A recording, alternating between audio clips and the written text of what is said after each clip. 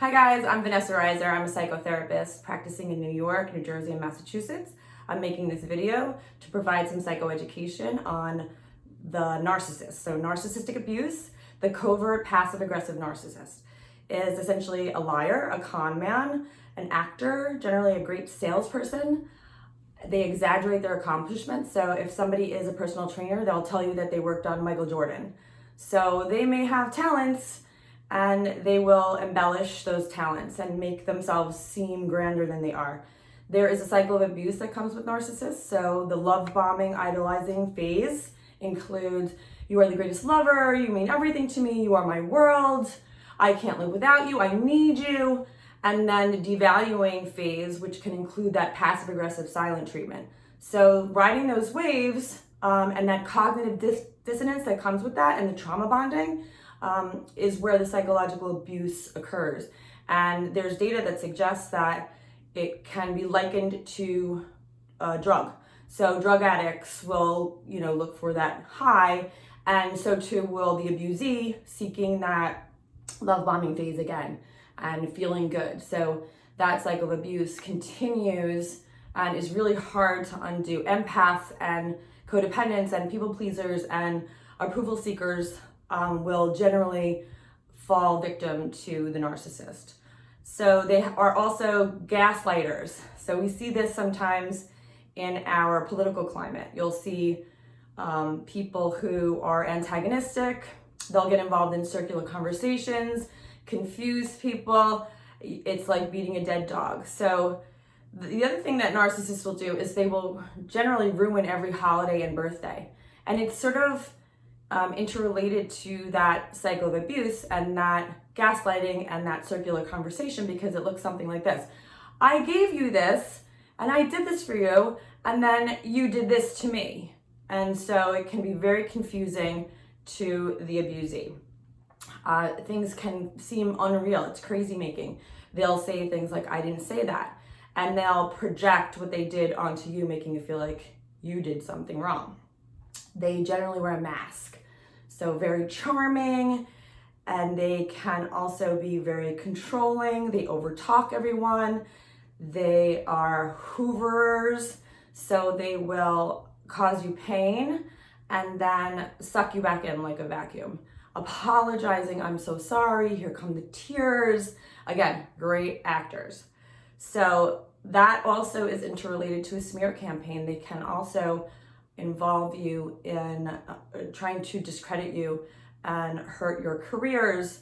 Your children can be turned against you, your friends, your family members, because they're really, really good at that high level of manipulation. They are generally anxious. They have a hard time relaxing. They are those characters who walk too fast and in front of people. This is a suggestion that they're struggling with that social experience. So that empathy, they don't understand what it feels like to not think that they are the greatest things on the planet. They are the person who cuts the line. So if you're at an airport and your partner cuts the line to the front, this is an indicator that they think they're special and deserving of that kind of special treatment. They are irresponsible and impulsive with money. This is a big reason therapists like myself will historically misdiagnose for bipolar or ADHD, and many therapists specializing in narcissistic personality disorder, NPD, have found out a way to differentiate and sort of zoom in on this diagnosis for these reasons that I'm indicating today. Ask me for a list of therapists in your area that specialize in NPD, and I'm happy to share that information with you. If a narcissist enters therapy, oftentimes they will win over the therapist and charm the therapist, which is not good for the abusee. They will force tears whilst the therapist is confused, and the narc will use the information that you share and that vulnerability that you give during session against you in the future. So not a good idea to go to couples counseling with a true narcissist, because nothing is being gathered generally by them. If they are going to go, it should be on their own, because like I said, again, if you give information, it's likely to be used against you. So be very careful of that. Also, keeping in mind that therapists, historically, myself included, have misdiagnosed this particular personality disorder. They are irresponsible in general. So this is the person or the parent that forgets that they have to pick up their kid at school, or they neglect to throw out the chicken and the dogs eat the chicken, and the dogs are kind of constantly in the emergency room because they're sort of disconnected from that responsibility and that obligation that comes with parenthood or having pets. So they are manipulative. They will insulate, buy potentially your family, your friends, and not just buy with money, but win them over. And this is the person that generally people say, but he seemed like such a nice guy. And so behind the scenes, there's somebody else. In fact, not always behind the scenes, but this is the person that at a party will present a certain way and then even under their breath say something very dark and demented. They are generally like deviants. It's very insidious psychological abuse that comes from being around a narcissist or with a narcissist in a relationship with a narcissist. And that is not to be discounted. It's very important to kind of understand that they are hazardous, dangerous people. And so they will sometimes even exploit you. So if you, again, make yourself vulnerable in a sexual way or otherwise, that information is going to be tucked somewhere and potentially used against you at some point. And it's a matter of control for them. So they'll dangle that carrot, I know this about you, and I know that about you, and I'm gonna do this, and I will destroy you. And they'll use that as a way to control you. They are people that triangulate. So they'll create a dynamic in a group of people to kind of protect themselves. They are harborers of information that they will like to use against anyone at any point to make themselves feel better, look better, be better. They lack empathy. So they generally are very successful people because they don't care and they'll step on anyone to get ahead. I think it's 1 out of 4 CEOs is a psychopath directly.